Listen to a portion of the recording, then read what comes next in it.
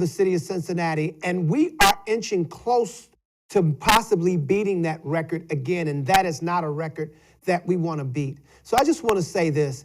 If you are the individual or an individual that's out here killing people, if you're thinking about shooting someone, if you're mad because someone stepped on your shoe or you felt they disrespected you by looking at you, I'm gonna ask you to take a minute and just think about what you're doing. Because you might feel like a big tough man or woman because you're upset, but when you're sitting in jail and you're sitting there for potentially the rest of your life, your whole attitude is going to change. So let's try to be smart. Let's remember that we are all human beings. We got to live on this earth. We got to live in this city together. And let's stop the violence. And listen to the community. For those who refuse to stop the violence, you and I have got to stop. Let me take me out of this. No, you, and if this applies to you, then it is. Try to change it. If it don't get upset.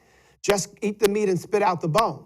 But if you're one that you're seeing people killing people, shooting people, hurting people, and you're sitting back being quiet, you are giving license, you are giving carte blanche to these individuals to hold your community hostage. They're holding you hostage because they, one, feel you're not going to tell, so they feel emboldened to continue to do what they want to do. If you see something, say something. If you hear something, say something. If you know something, say something. Don't wait until it's your family or someone you love to decide that now you want people to say something. Just had to get that off my chest. Maybe you're not mad. Maybe it's not bothering you, but it's pissing me off that we are constantly losing lives. And these babies and children that our lives are being taken, and these children that are taking lives. We need to get something going again. I don't know. We need to pray and we need to have faith, but the Bible says faith without works is dead. I'm done with that part. Listen, we have a great guest today.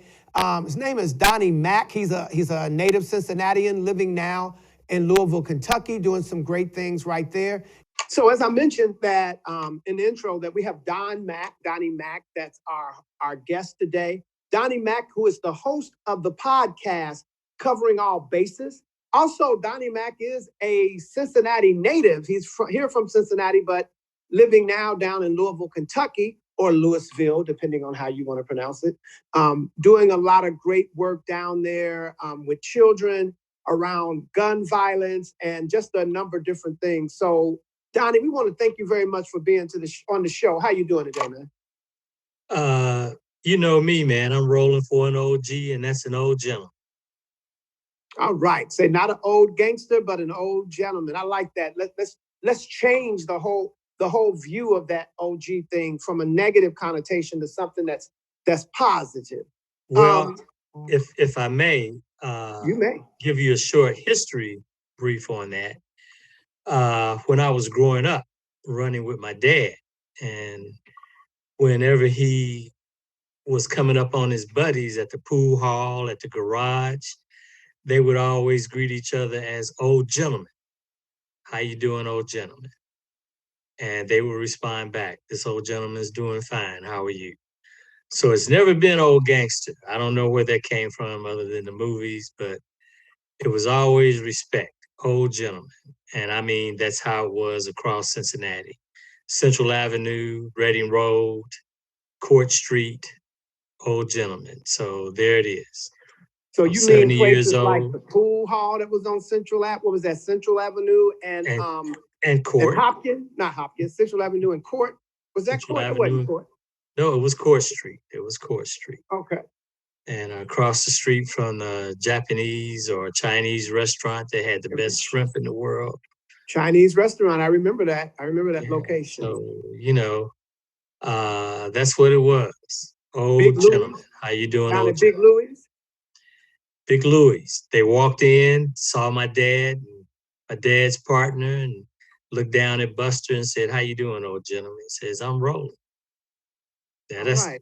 Them guys would say that. So I didn't make that up. Trust me. But listen, however you got it, I like it. I think it should be something that sticks. It's especially, like I said, it changes something from a negative to a positive. So absolutely. I like that. And And like I mentioned to you, oh, I'm sorry, go ahead. Go ahead. Didn't mean to and cut I you off. do explain that to some of the young men in the barbershop that call me OG, and I'll tell them the history. And they're fascinated by it, man. They love it. We have to stop stereotyping, because we've got a lot of young Black men out here, and I'll call them Young G. How you doing, Young G? To show them the same respect, to remind them that you're a young gentleman. And that's how you have to look at yourselves today. All right. Well, as I mentioned to you when we talked on the phone, that this was going to be more of a conversation, not so much a question and answer period, but just a conversation. And I want to kick this off. Well, we kicked it off with the old gentleman, the OG part, but I want to talk about the show, the podcast that you have, Covering All Bases. Why don't you talk a little bit about that? Tell everybody what Covering All Bases is. Well, Covering All Bases started as a music workshop. As you know, I'm a retired record and radio promoter. And what that is in short, I was the guy that worked for labels that went around the country trying to get records played on the radio. I mainly worked gospel and jazz, didn't do a lot of R&B. And the reason that I had named it Covering All Bases is because whatever you get into, you got to have the logistics of everything. So once I got away from it as being a music workshop, one of the labels that I had been with for years decided that I needed to start doing something for myself because radio was becoming far few and in between. So they said I should do a podcast. And I was trying to think of what should I call this podcast. And I had been thinking about it. And I decided to keep it CAB, covering all bases. And that's because I wanted to cover everything that I could possibly cover in this podcast. I didn't want it centrally focused on anything. And I think, and I have to say this, you being a panelist, I think you see that. I wanted to give good information and have good information available. Okay. The worst enemy that anybody could have is misinformation.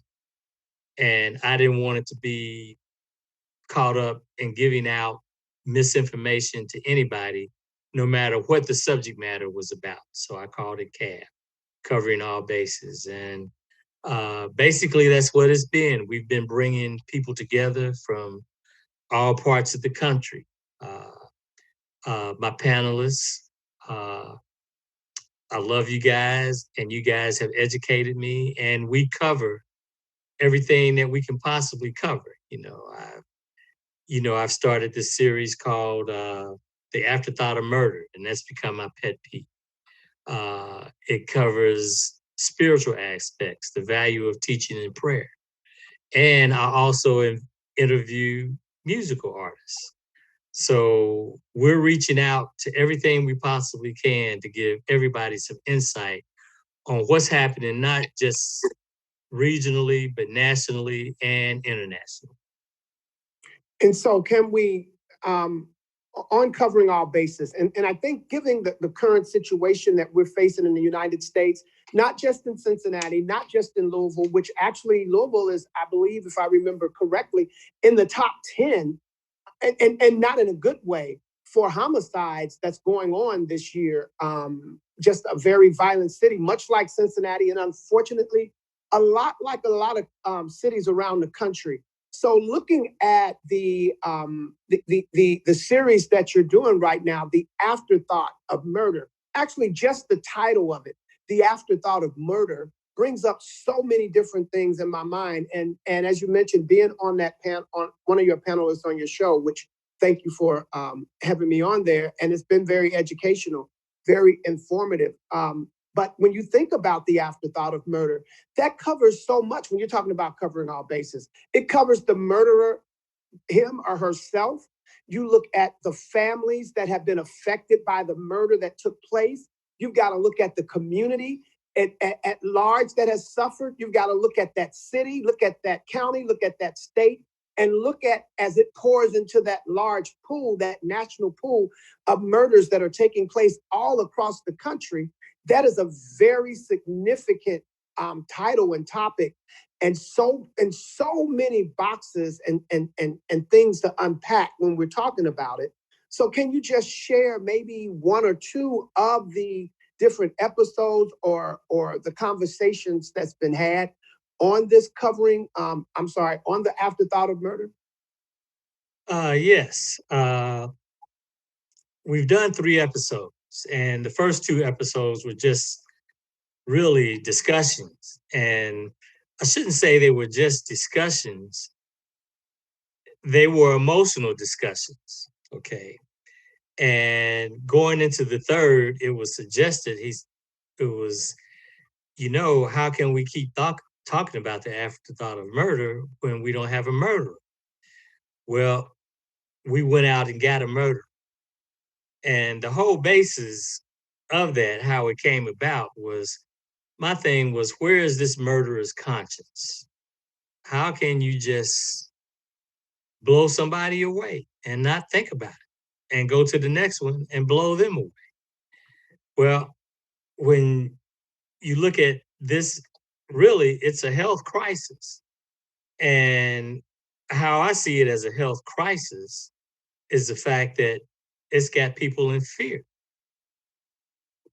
I mean, everybody's psyche has just gone by the wayside. So our third episode, we found one of the original Black Panthers, and I can say his name, Jaleel Antikin. He was one of the Black Panthers in 1969 that traveled from Oakland to go to New York to participate in revenge. Now, when in some of our conversations, in our conversation with Mr. Antikin, uh, it was why, and with yourself, it was why do people commit murders? Well, with myself, but not me as a murderer, but being on the panel having this Right, as a murderer, conversation with Jaleel. right. Just I'm want to make sure sorry. we get that part clear. We have to have that clear. Okay, we have to cut. But one of the aspects of it was people are killing people for revenge. Uh, People are killing people for stepping on a shoe. People are killing people because you didn't even look at me the right way. I don't like the way that you looked at me. But the bottom line is, however you've murdered somebody, and this has been our conversation, you don't forget it.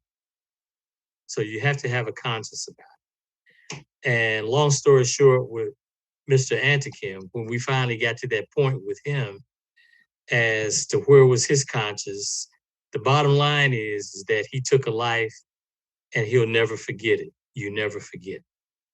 Okay. And let's mention that he was at this point in time, because I think it becomes important to understand a couple of points. One, he was 16 years old. Yes.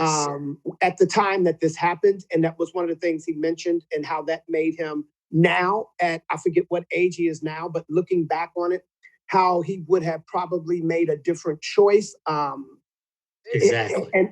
And realizing that although he figured that he had it all together mentally and psychologically, understanding that he didn't. And then the other thing to bring, because I think it's real important, especially when you look at the climate that we're in today, where you're looking at police shootings that have been happening around the country. And unlike back in his time, there was not a camera everywhere, but now with cameras, where we're seeing that individuals with their back turned, individuals running away, are being shot down.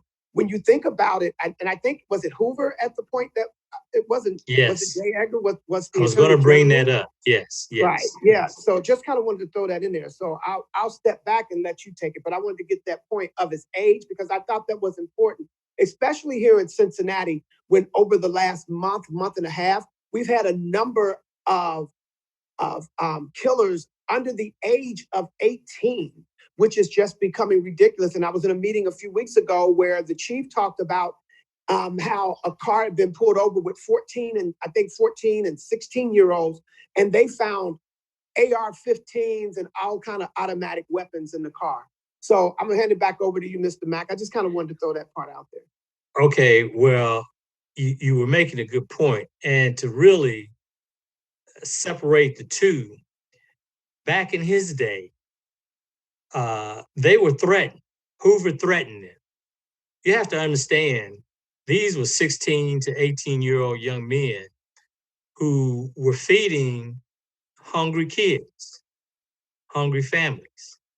Healthcare. They started the community health centers. Right. They had fed over 100,000 to 150,000 kids in school, Chicago, LA, Oakland. I mean, and they became a threat. Okay. So when you look at their situation compared to today, they were fighting the war. The situation that he got caught up in, the police had shot two young men standing on the corner in Harlem. So now we're in a battle. So now we have to fight back because the FBI was coming in, just they were turning our own people against these young men who were feeding these hungry families. They were coming in to assassinate. They were coming into it, the order was to eliminate the Panthers. Right, to eliminate them. So there's a big difference. Today, and I'm going to keep you focused on Cincinnati, okay, because that's where you are. Today, well, maybe I shouldn't say that. Down here, we have a gang problem. I don't know if that's the situation there, but down here, we have a gang problem that has come in from various other parts of the country, where now a lot of our killings are done by people or have been done by people out of state. Imported killers. Imported killers, okay. Murder is murder, but still, okay, there may be not such a thing as justifiable murder, but you're justified in defending yourself. And I think that's what the Panthers was doing. Today, I don't know how we could justify any of these murders the way the media is bringing them forth as justifiable murders. It's a crisis. But it's only justifiable murder that when you're looking at what's going on in the climate in this country today, it's justifiable if you're a police officer. It's justifiable if you're a white person standing your ground. It's justifiable regardless of what the situation or the circumstances around it. And I also want to make mention too, because this is important, that none of this is to glorify, none of this is to say that murder or killing is okay. Right. We know, listen, we're grown folks that's watching this, we're grown folks that's having this conversation. So we know that unfortunately, there are situations sometimes where people do lose their life. Sometimes it's because they're out to attack someone else and the tables turn. Sometimes it's just that it's just an evil, and I'm going to say evil because you can't not be not evil if you're attacking and killing people for no reason. But even with the case of the Panthers and anyone else, we're not justifying, and we're definitely not here to try, because in the case of the former Panther, he was tried, and what did he do, Don? 40 years, I think? He did 40 years. He did 40 years. He did 40 years. So he was tried, convicted, sentenced, and served his time. So we're not trying to retry him, but we're talking about, as Mr. Mack said, that afterthought of murder. And if you want to say, well, in some cases they didn't murder somebody, they killed them. At the end of the day, the afterthought of taking someone's life and where you are, justified or unjustified in your killing, what are your thoughts after you've come through that period? Right, and let's understand what Covering All Bases has done, especially with the panel that we have. You have to remember, we have a panelist that's a counselor at Rikers Island. And this is just not men, okay? We talked about with this particular panelist how it changes people. And she's a counselor to the women at Rikers Island, okay? And the Rikers Island is in New York. in New just for York. people who may not Okay. know. And she has made a point well taken what murder has done, not just to men, but what it has done to women who have been caught in that scenario. And I have to say, in all fairness to some women, hey, when they are threatened and they have no way out, and I'm not stereotyping,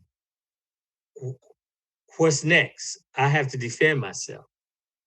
And when it comes to, she made it clear that sometimes when it comes to women committing murder, self-defense just goes right out the window. So that changes a person. Okay. Women, I did it in self-defense. Well, that defense is thrown out the window. You murdered somebody. And, it's, I don't know, it's just hard, Uh, and that's a subject we can bring her in on another day. Hopefully. I But don't it's want to hard. get into that, but murder changes everybody. There's no such thing as not having a conscience after you killed somebody. Yeah, That's the bottom regardless of line. whether it's justified or unjustified, just as human beings, our mind is going to go there. I've said on a number of occasions, I'll say it again now. I am anti-violence, but I am pro-protection. I'm not going to go Likewise. out and look for an issue. I don't want an Likewise. issue. Don't get me wrong. I don't want a confrontation. But if my life is threatened, then I'm going to defend myself to the best of my ability. Well, And there are a lot of people that are that way. well, let me say this about young people, and I have often said this when we started getting all these murders down here committed by young people to young people. I was thinking that they had the attitude they could go out and kill somebody and they would arise from the dead 3 days later and go knock on their girlfriend's door and say, I'm back. They don't understand that death is final. It's final. I mean, it's absolutely final. There's no Nobody's going to reset get button. back up. No Nobody's reset going button. to come back. It's final. It's done. And I don't think young people realize this. Okay. Uh, I think when they pull that trigger or they take that knife and stick it in someone, I don't think they're looking that what they're doing is possibly final. I guess And I can't go with you on that, Mr. Mack. I think okay, that these young people, I believe, if you tell me it's a 2-year-old, then that's something. You tell me a 15, 16-year-old don't realize that when they pull a trigger and point a weapon towards someone's head, or because we don't, I mean, there are stabbings, but what we're seeing the big portion of is shooting. But let's use a knife. You drive a knife through somebody's chest into them. I can't buy that they don't realize that it's final. There are no reset buttons, absolutely, but I can't see that. We only have a few more well, minutes though, Don, before and this is a really great conversation and well, we've as got you to get back said, I'm on. going to stand my ground. Stand your ground. Listen, one thing I want to do, we have about 3 minutes left. Can you just real quick, maybe like in a minute, minute and a half, I know that's rush, but just kind of tell us what else you're involved in. We know you have your podcast. What other things are you doing right Uh, I'm a foster grandparent in the school system, and I work with kindergarten. And what I have discovered that if we don't get our kids by preschool and kindergarten, we're going to lose the war. There's always going to be battles that we can fight and possibly win. But I've been a foster grandparent in the school system now for about, I don't know, 6 years. And I help with reading, I help with math, anything the teacher wants me to do. And I work with other various programs. But my focus down here since I've been retired and disabled, it's been on youth because I'm scared for them. Our kindergartners are very, very smart, I'm telling you. And it doesn't take much to put an impression on them to make them decide which direction they want to go. And it's either or, good or bad. It's just that simple. the smart, very impressionable. And my thing is, look, let's make the right decision because it's all about decisions. Okay, it's Right. all about decisions. And so we thank you for helping our younger kids, our little kids, who sometimes fall victim to a whole bunch of things and they have no control and no way of working around. So we thank you for taking time to work with our babies and everything. And look, we've got to get you back on again because there's so many things, so much more that we could discuss on the Afterthought of Murder. I'd like to talk more about your podcast, Covering All Bases with Donnie Mack. Where can they find your show? Real quick, about 30 seconds. Okay, Spotify on all digital platforms. Spotify, Apple TV,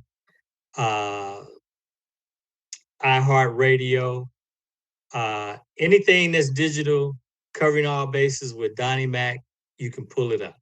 Anywhere in the world, and it's shown, and that podcast is broadcast all over the world. We want to thank you, Mr. Mack, for taking out time with us today. Really appreciate it. Some very powerful things that you shared. And we'll get you back again. So thank you so much for being here. Thank you for having me. Take care. God bless. God bless you. Hey, listen, we want to thank you for spending time with us today. I hope that you got some very valuable information. We want to thank Donnie Mack again. Again, he's the host of the podcast, Covering All Bases. I hope that you got information that will help you, that will change your quality of life.